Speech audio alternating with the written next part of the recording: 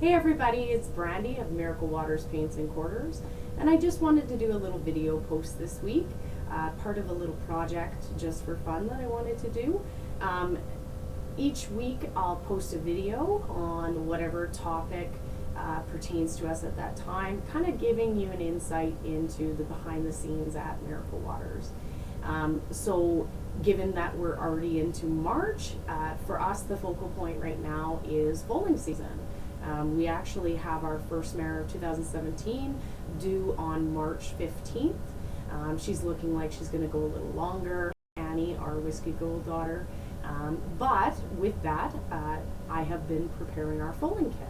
So I thought it would be fun to be able to kind of touch base on everything that I put into one of my foaling kits, and kind of explain each piece as to why I like to have it in my foaling kit. So before I get into that, I just want to make it very clear that anything that I use in my foaling kit is my preference and something that I like to use. And even if I have it on hand, it's not as if that I would take that in lieu of veterinary care. I am very fortunate in the location that I live, in that we have many vet emergency services within the area, so they're very easy to get. But I still like to have certain things on hand. After all, time is of the essence in the case of foaling, so it's kind of nice to be prepared. But I just want to make it clear that I don't use these items, any of these items, in lieu of proper veterinary care. When it's needed, it is sought. So getting into my foaling kit here, I don't have everything here in my makeshift kit. This is not my actual foaling kit, but represents most of the items that I would put into my foaling kit. So first and foremost, the health and well-being of our mares is very important, both physical and mental. So the first thing that I have and use throughout all of our stuff at Miracle Waters is our essential oils. And I am very fortunate to have a large selection and also easy means to get more. And we're fortunate we can get those through my body worker, Jody Schulz McMahon of Broken Spur Equine Therapy. And we actually also utilize her services on our brood mares for both physical and mental well-being. It's very important to us, and having body work paired with the oils for aromatherapy and topical application has proved very beneficial for us. So we quite enjoy keeping that as part of our foaling kit. So as we get into health and well-being of our horses, first and foremost, we'll touch base on the cooler. A cooler is important for us to have within a foaling kit for your mare. Given through our experience, post-foaling, most mares are a little muscle sore, a little tired, and also often a little bit sweaty. And just to kind of help them through their post-foaling recovery, we like to use a cooler to make sure that they're feeling a little bit warmer, as well as making sure they're not chilled from their sweat. We also make sure that the cooler is not too heavy or too long, where it's going to impede on regular nursing of their foal. So as we touch base on a cooler for your mare, we also keep our baby blankets, which the baby blankets are very important to us, just as important as having proper clothing for the mare, just for both physical and mental well-being. So this blanket, it's definitely an older one. I think it's from 2002. This one is just one of our favorite fold blankets. It's waterproof, so it's beneficial indoor and outdoor. Foals like to seem to lay in the wettest spot in the stall even, so having something waterproof keeps them a little cleaner and a little drier. Now, living in Alberta and foaling in March, the weather is not always so cooperative. With that, even one of these beautiful lined waterproof winter blankets for the babies is just not quite enough. So on those really bad days when we really want to get those mares and foals outside, we've been very fortunate that our friend at Honeypot Paints Custom Equine Wear, Donna Bowditch, has actually made us a little fleece liner, so like a little cooler, that is specifically made adjustable, and will line our baby blankets to make them that much warmer. This is extremely important to us because we feel it's very important that our babies and their moms get that time outside, even if the weather is not super ideal. So this allows us to make sure that they get outside for both their physical health as well as their mental health. Talking about comfort and warmth, we have towels. And my foaling kit always has a ton of towels in it. We're very fortunate to have really great relationships with our broodmares. So most of them allow us to participate in the drying off of their foal. We also have a few older mares who are so relaxed about the process that they don't actually seem to have any interest in cleaning off their foals. So it becomes extra important that we assist in that. As we do that, we're not only enhancing our bond with our babies and the mare, but we're also helping to stimulate that circulation, get that blood flowing, very beneficial to us. So also in our big foaling kit here, we have our rubber gloves. So rubber gloves, pretty self-explanatory. We use them for checking positioning of the foal. We might use it to pull the foal, whatever we need to do. We have our rubber gloves. These are the short sleeve gloves. We also, in our normal foaling kit, keep the full sleeve gloves, simply just in case we need to have a little bit more coverage to keep ourselves dry and clean and not contaminate the mare at all. And as we're talking about doing position checks and whatnot, that leads me to the next item in the foaling kit, is just some sterile lubricant. And the sterile lubricant allows you to check with a little bit more ease without contaminating anything, and I just like to have it on hand. Another piece of our foaling kit, and this is definitely something a little bit more likely to be in our kit because of the volume of mares that we're dealing with, but we always like to keep syringes, brand new, needles, brand new, on hand at all times, and within our foaling kit, whether the mare is needing oral medication or a shot of some kind, we keep that on hand. So another piece of our foaling kit is, of course, betadine. The piece that I do not have here to show you is our umbilical dip cup. And we take the betadine, we dilute it so that it's not as harsh on the skin, and we put it in this cup to dip our foal's navels. And why we choose to use that route over a spray of some kind is simply for the full coverage that it gives. And we'll quite often do this 3 or 4 times post-foaling to make sure that everything gets closed off in its own time without allowing any bacteria in. Of course, a given, if your stall is not clean, this is not going to help you. So we actually clean our stalls multiple times a day to make sure that baby is not laying in something gross that's going to make him sick. So with that, talking about cleanliness, we have our beautiful stainless steel bucket. And we actually have 2 of these because they're awesome.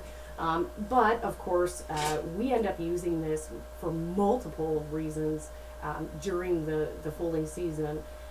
One of the primary ones being to wash the mare's back end and udder both before and after foaling. And we like to do that not only for cleanliness, but also to be able to make sure post-foaling that they get some relief from a warm water kind of compress to their back end. They seem to enjoy it quite a bit. And just another little thing that we do for our mares, especially if there's tearing, and it also can help avoid any potential infections post-foaling. So another important part of our foaling kit is a really nice pair of scissors. So again, we would never need this in a pinch and not use veterinary care, but we like to have it on hand in the case of a red bag delivery. And these are really awesome because they're really strong scissors. So they will cut through a red bag. These ones in particular will actually cut through bone, so it makes it really simple and easy. If I needed to use it, here they are. Another piece that I like to just have in my kit, not so much a normal item, is just my stethoscope. And I keep that on hand just to listen to heart rate, and also just to be checking to make sure there's no fluid in the foal's lungs, or even possibly to monitor a raspiness or whatever it may be. But I just like to keep those on hand.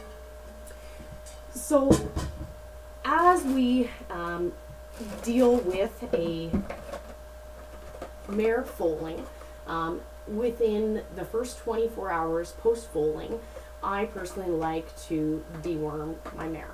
And for the sole purpose of helping to possibly avoid any scours that foal may have in the future by eliminating any extra worm load within the mare that can be passed to the foal through milk. So we do that with every one of our mares within 24 hours of foaling.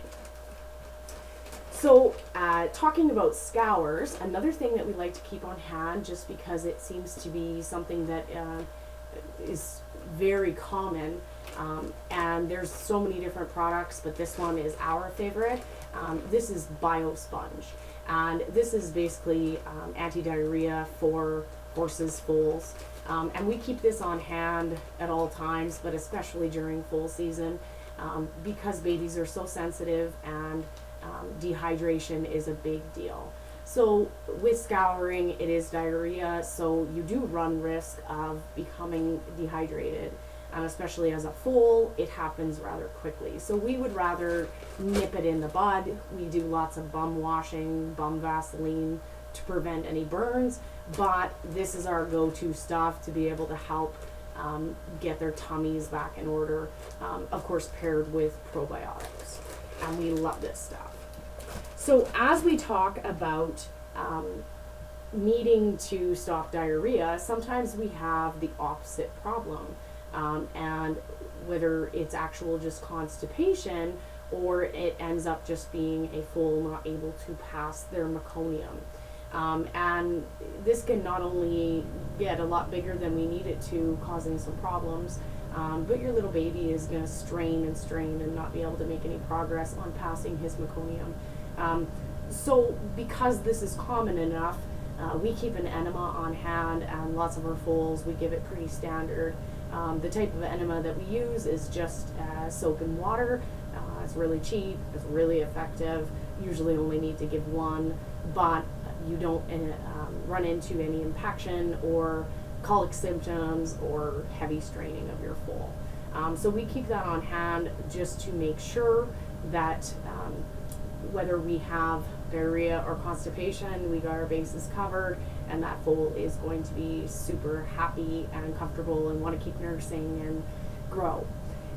So some other items that we like to include in our foaling kit that are not here are actually just having some warm water around for our mare post-foaling.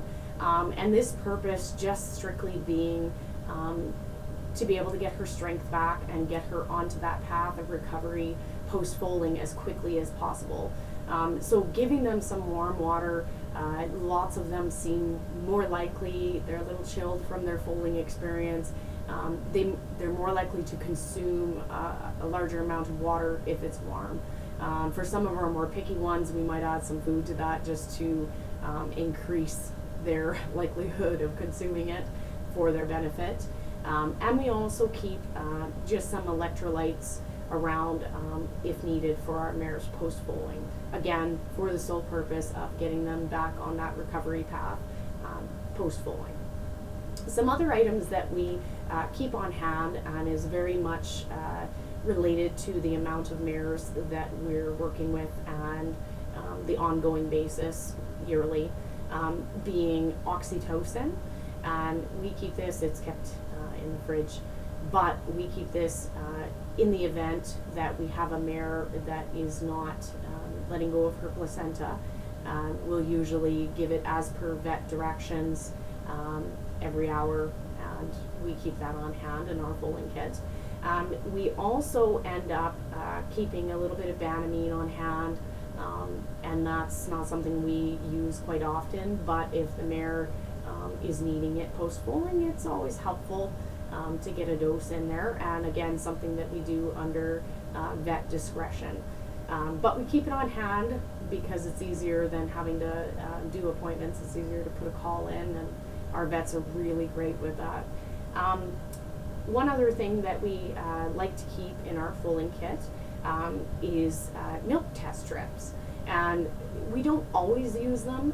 Some of our mares are a lot more obvious that we don't really need to be testing their milk. They wax, they foal. I like those ones. But some of our newer mares, whether they're new to us or they're just new to foaling period, it can be very helpful to use the milk testing strips to kind of give you a ballpark as to when you will be expecting this baby's arrival. And we go the cheap route and we just buy pool testing strips. They're pretty much the same. They read the same levels of calcium and all of that, so it allows you to do it a little bit cheaper. So we keep those on hand. Another thing that we keep on hand, simply because of the volume of mares that we're foaling out and on multiple occasions throughout the years, we like to collect colostrum off of our mares to be able to have on hand if necessary in the future. So lots of our mares, if we have a good history on them and we really know, there's been really good colostrum, or we've done a passive transfer test on our foal and we know they've had enough and the colostrum is obviously good because the foal's gotten enough, then we're going to collect some of that colostrum into a container, and we of course strain it through a cheesecloth and put it in a plastic container, date it, and put it in our freezer. And this kind of affords us the opportunity that if something should ever happen where one of our mares doesn't have milk, or it's just not high enough quality colostrum, that we're able to slowly thaw this and then utilize that with that foal when it needs it. The other cool part, the colostrum actually lasts a year in the freezer. So there is extra opportunities if we do not use our colostrum. We're already able to make that available to other people to possibly save other people's foals' lives, which I think is pretty cool. So that's something that we do on a very regular basis. Two other little items that we keep in our foaling kit is actually having some baling twine, and not the plastic type, but the sisal. Why not the plastic type and the sisal type instead is the gripping fibers. It's not as slippery. And post-foaling, most mares aren't going to drop their placenta right away. And some of them, if they've lost part of their bag, they struggle to actually pass it. And I use the baling twine to tie up their placenta so they're not stepping on it or catching it on things, because we don't want it to rip out. We want it to be released from the uterine wall. So we use baling twine. And another trick that I've found over the years that I feel has saved me a lot of money in having vets have to come out to deal with a retained placenta scenario is actually using a water bottle. And you put just a normal water bottle, a little bit of water in it, And after you've tied up that placenta, you actually tie on the water bottle to the placenta. And just adding that little bit of extra weight, I have some that seem to do it regularly where they either rip off a big chunk of the placenta as they are standing, or for whatever reason it doesn't have enough weight outside the body and they need that just gentle weight to kind of help them out. Tying this water bottle on seems to help facilitate a natural releasing of the placenta. Of course, we use it with oxytocin as well to help assist in letting go of that. But we found it to be a really awesome thing to use. The only other thing in here that I want to touch base on, handy to have, is just some dental floss. And again, kind of like the baling twine, you want the unwaxed version. Why? Because it's not as slippery. It's got a little more grip to it. And why it's important for us to have some floss in our Foaling Kit is for the sole purpose of needing to possibly tie off an umbilical stump. And it's not something that really happens that often, but it does happen. And they bleed a lot out of their umbilical stump. So you need to get that bleeding stopped, tying it off with some dental floss really quick. But it's always something that we have followed up by our veterinarian. Of course, this is just to make sure things are okay in the moment. Usually works out fine, but we do have our vets check our babies after as well. So yeah, that's pretty much everything that we keep in our Foaling Kit. I hope you enjoyed this little video and this little insight, and I look forward to talking to you next week. Bye!